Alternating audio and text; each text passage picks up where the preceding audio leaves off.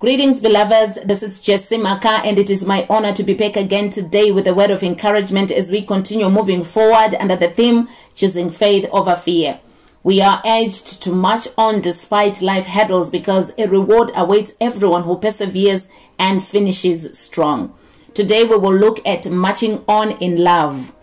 When Jesus' disciples asked him in Matthew chapter 22 from verse 36, they said, "Teacher, which is the greatest commandment in the law?" Jesus replied, "Love the Lord your God with all your heart and with all your soul and with all your mind. This is the first and greatest commandment. And the second is like it. Love your neighbor as yourself." If you look at life, you can see that there is nothing really that love cannot fix. It is almost a one-size-fits-all to all the challenges we face on this earth as believers. The world is in the chaos it is in today because of lack of love.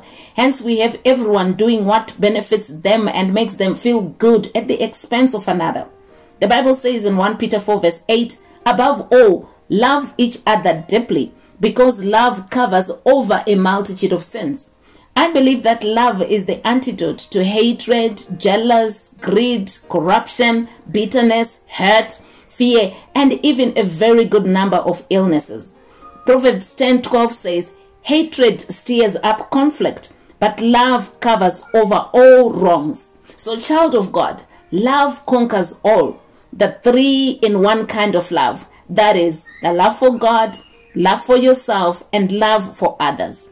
That's why Jesus dubbed the law of love the greatest commandment of all. Now, love is much more than just a feeling. It is more of a choice and an attitude. It is a decision to do what is right and godly, irrespective of the circumstances or the consequences. You love whether you feel the emotion or not.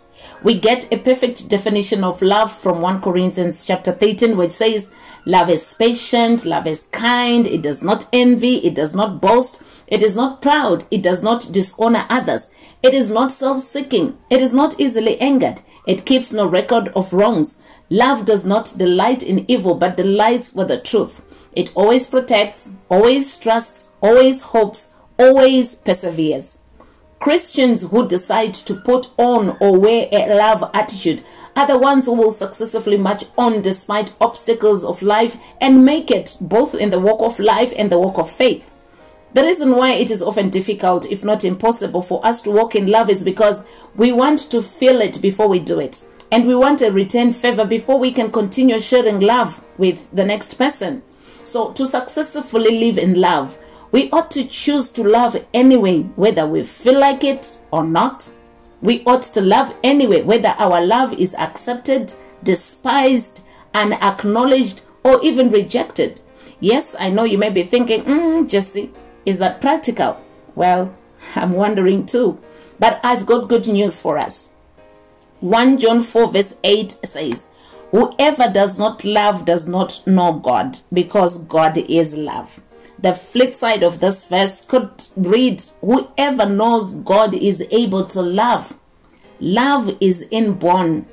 You just need to activate it.